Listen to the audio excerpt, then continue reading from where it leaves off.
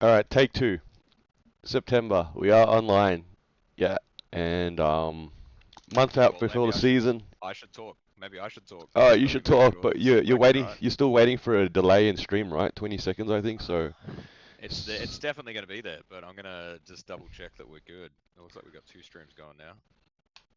Let's see what happens.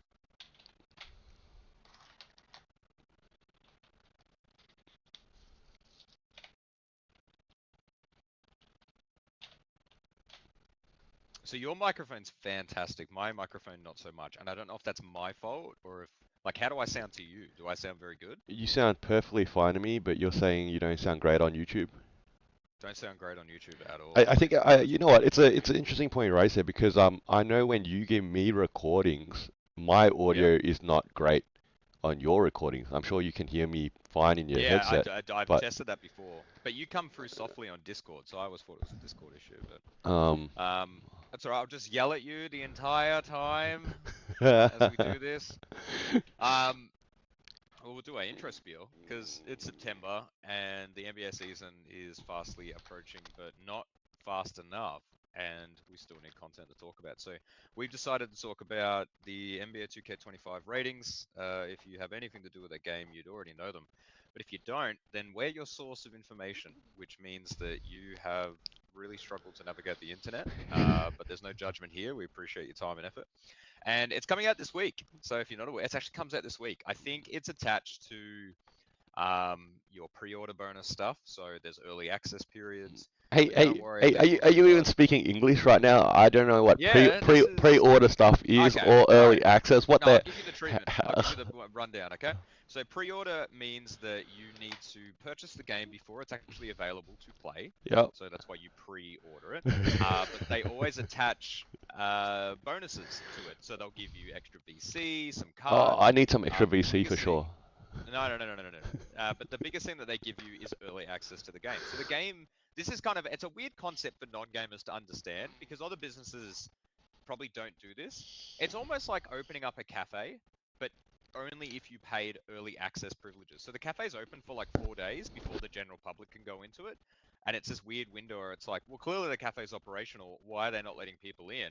And it's to obviously promote the purchase of pre-ordering. So if you purchase the expensive VIP Hall of Fame pass that's only $299 plus your firstborn child, you Okay, can access the game 3 days one early. second there. Is that 299 plus the game, or is it inclusive of Uh, the game? it includes the game, but it Okay, also includes like some of your promotional material for that. Usually they give you a jersey or a statue or a ball. Like it's the most elaborate because purchase. obviously So there are smaller tiers. all DLCs and anything else that you add on after you purchase the game is on top of your purchase price of the game, obviously. Yeah, so like you know what? I'm glad that we're doing this pod. So the monetization. Recently they added battle passes to NBA. I'm not sure if you're aware of the concept, but you Nah. know, you basically you play the game and you level up along a reward track, very similar to like your mobile games where you do daily logins. Okay. Um, and so they added that to 2K last season. And what they've done is they understand that people don't have time to play the game, which you've said yourself. And so what they do is they allow you to buy skips, or you can buy Yeah, I Pro noticed that. Pass I or noticed Pro that. Tier. Correct. So let's say, for example, you are a die-hard NBA 2K player, right? You're like, I'm playing 3 days early, I'm getting every bits bob, and I'm going to get the Pro Pass. By the end of it, without even deliberately setting out to buy any VC, assuming I'm getting my math right here, you'll be just sub $1,000 for the year, right? And this is a game that will dissolve in 2 years because new games will come out and they don't want you playing the old ones, so they shut the servers down and everyone jumps ship. So um, it's it's awful. It's awful. It's actually really No, but anti-consumer. you know what? I think though that's the isn't there the other side of the coin here that this is a beautiful business model for these gaming companies that you know what? As awful as it is, guess what? Too many people buy in.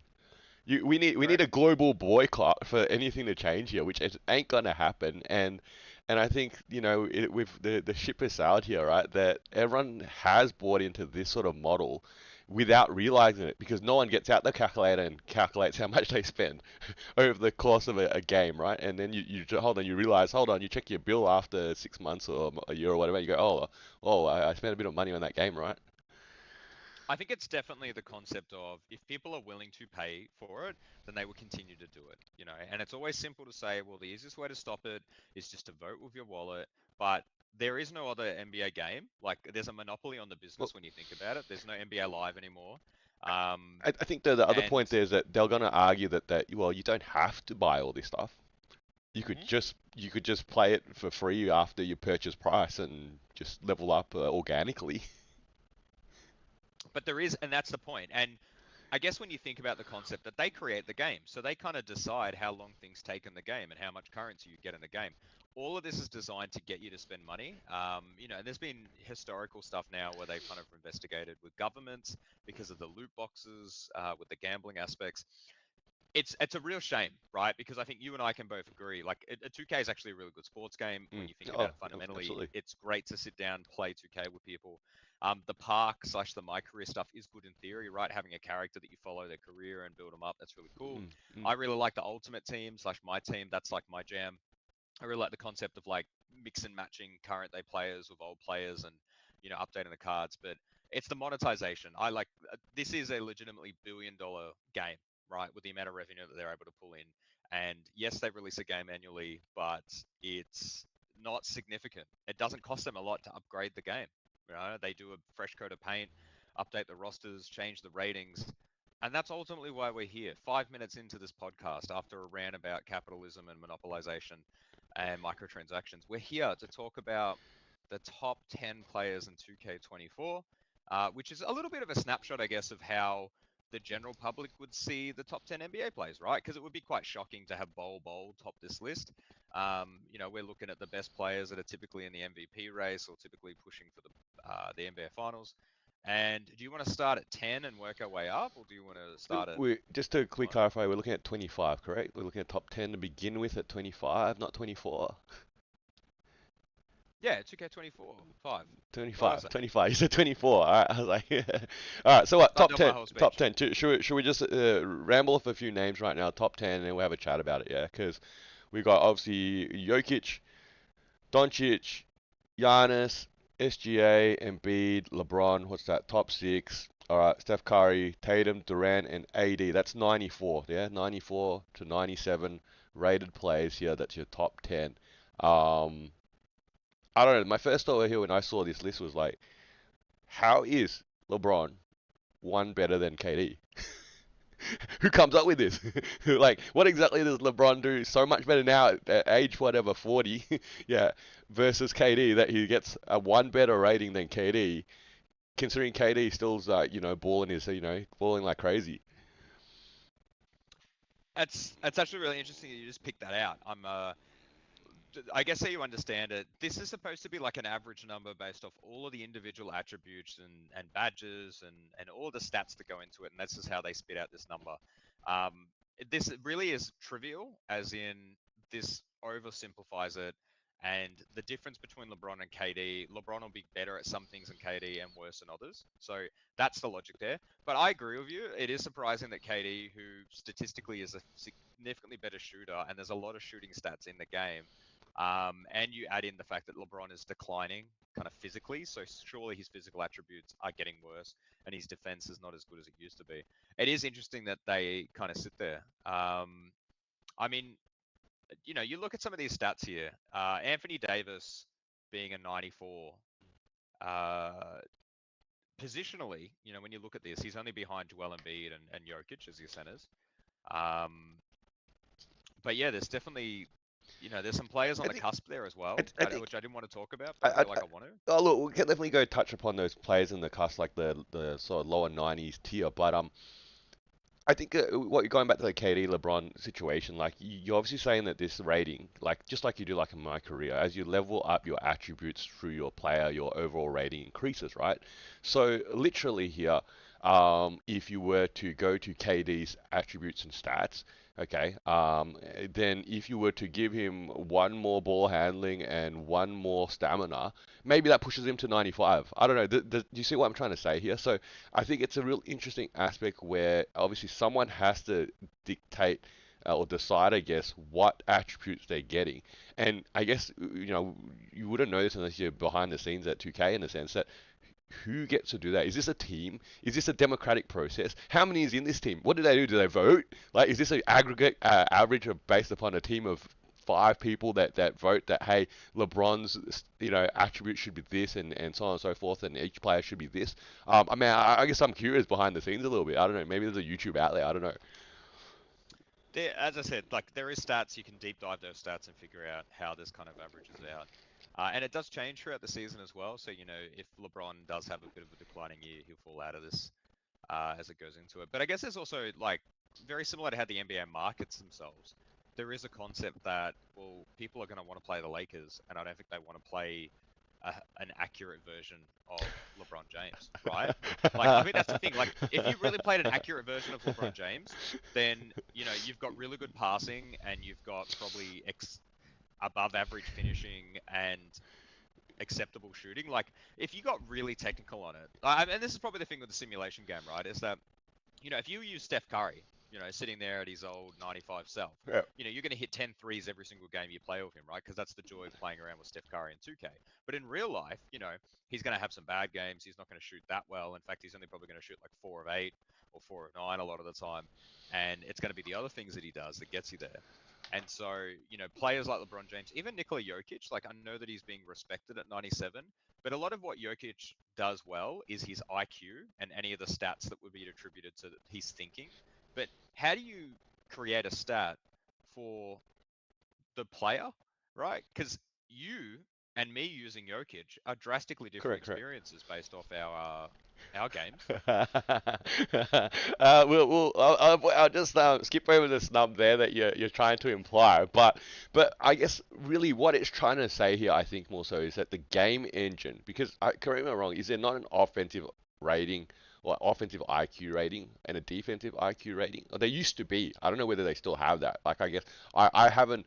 I probably played a lot more 2K, I don't know, 10 years ago, 15 years ago, I don't know, like, whatever year it was, that I was much more into, like, oh, let's simulate a season and maybe do a couple of years even in that sort of sense, in a simulation. I haven't done that in years, but clearly what it's rating here is that if you allowed these players to sim out every single part, that it would come up with something that's somewhat realistic of that player.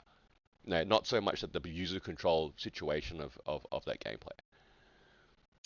Yeah, and that's it exists for simulation. So obviously, if no players play, the AI does a good job, and then Jokic is supposedly smarter than everybody else. But it is definitely a hard stat to kind of articulate. I think when you look at that list, it's kind of hard to dispute.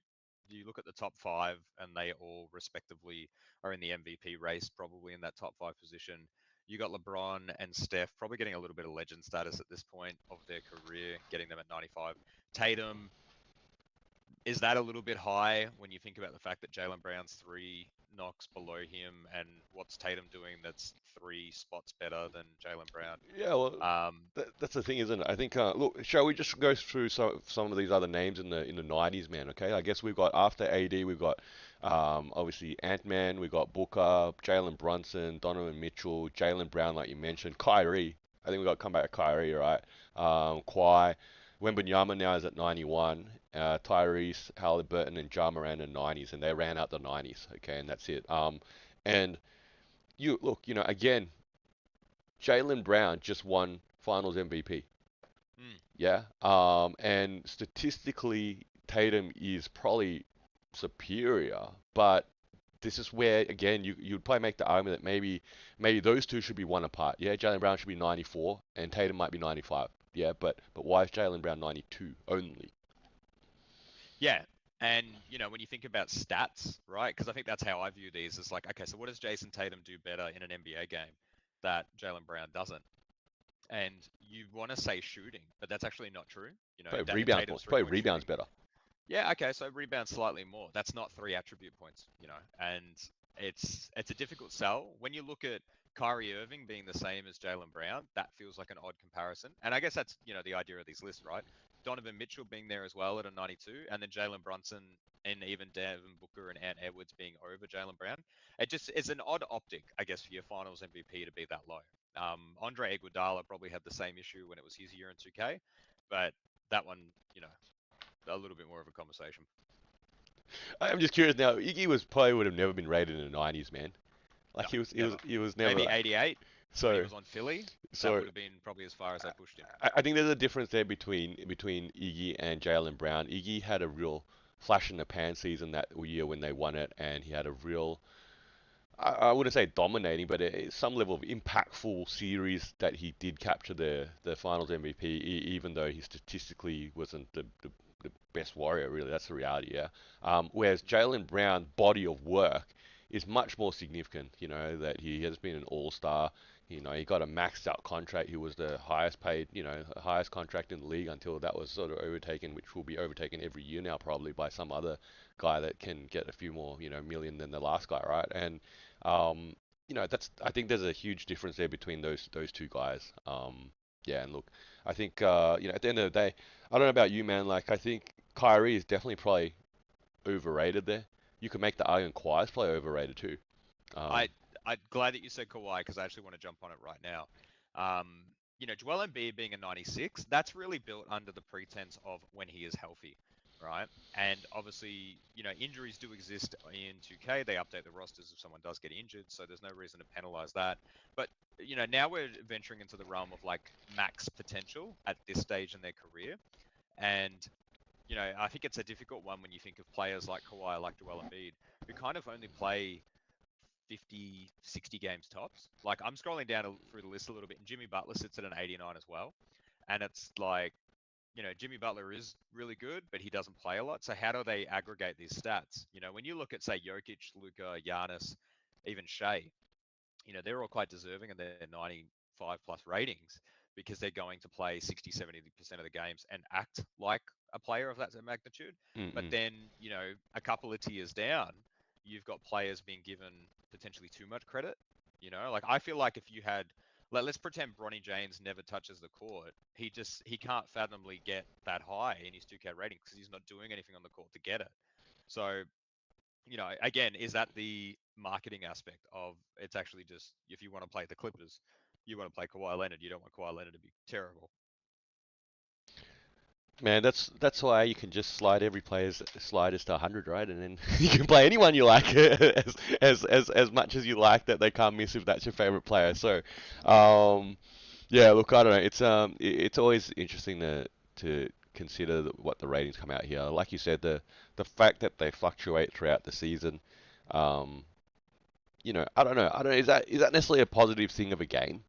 Like I sometimes I know when I played back in the day when I played a bit more, I was like always frustrated when I tried to jump into a quick game, and I was like, hold on, but that guy's out for this season. Can't play him anymore. He's out. And then you can obviously Well, there go. are ways to yes, Yeah, there's ways to manipulate it. correct. Um, I think the adjusted settings. I'm going to be honest with you. Let's pretend that Victor ends up as a 93 by the end of the season. It's probably not going to feel drastically different how he plays from October to March because you're probably going to do the same things with him, and he's going to feel pretty freakish. One of the things that people don't talk about a lot in 2K is the animations, right? So animations are actually significantly more important than attributes. So a player that's a 70 that's got better attributes than say a player who's 80 will probably end up having a better time, right? And certain, actual real life people, they use certain players better than other people. Like Mm, that's all mm, part of the game aspect, mm. knowing your characters and yada yada. Um, but yeah, there's definitely like animation locks. I think when I talked about LeBron earlier in the season, his jump shot is slow for the game. Mm, Like it's slow in real life, but I mean, whose jump shot's that quick? Like Steph Curry is the only player that comes to mind that has a really quick release. But even then, it's still defendable, right? Whereas in 2K, they have to kind of, set some coding behind how long these jump shots take.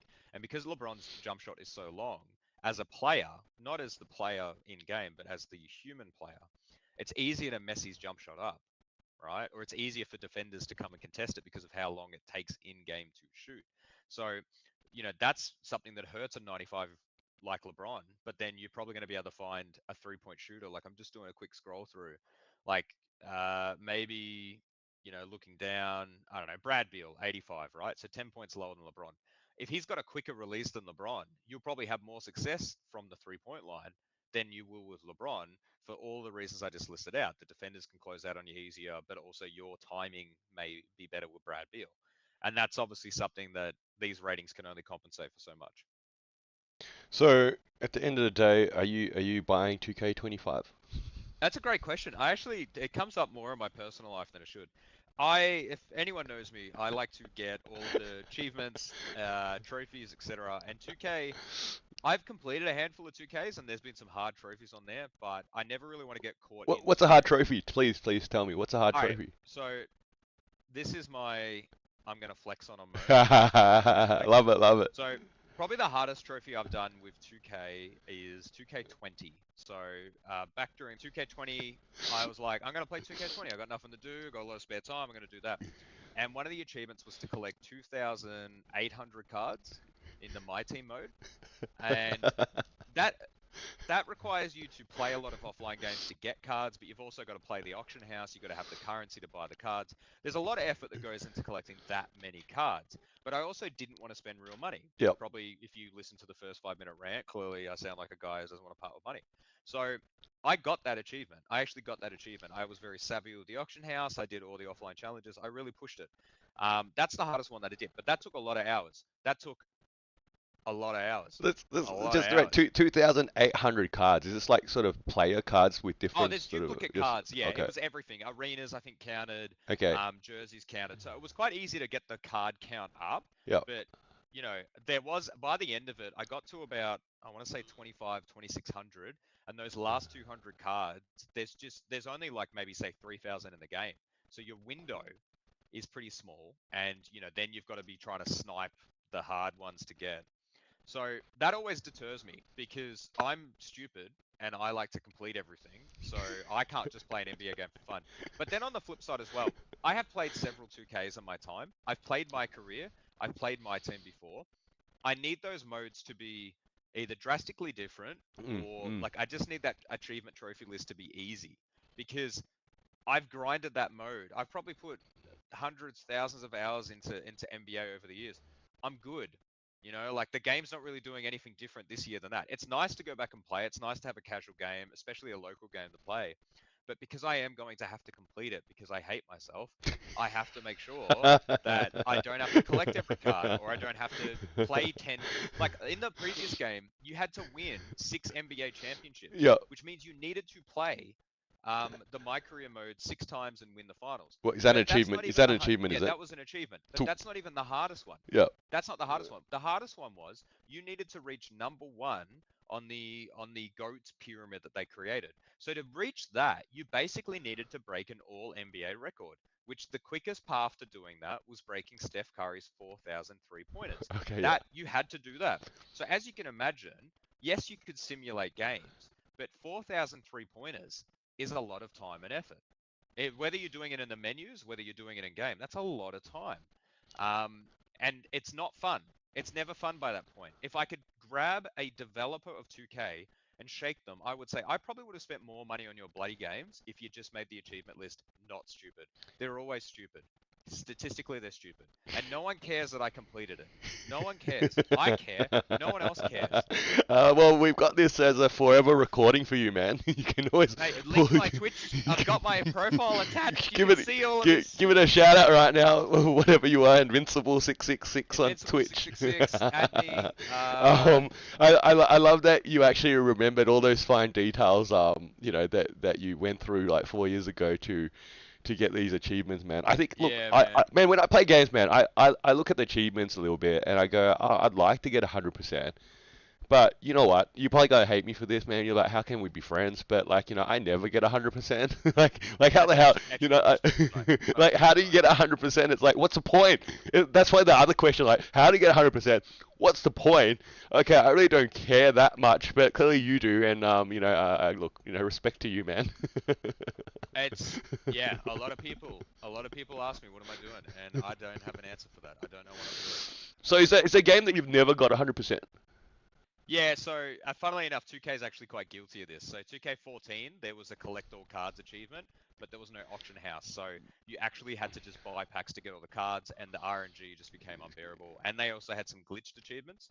So real bane of my existence, but it'll be like score 100 points in a game, and then you do it, and then it just doesn't unlock. The coding doesn't work. Oh, what? You Oh know? man, that's So that's they're delete pretty frustrating. delete territory. Um, But other than that, the only other game that sits on my tag is Guitar Heroes. So, and they're like the 100% the hardest song in the game. I just wasn't that good. I was good, but I wasn't that good.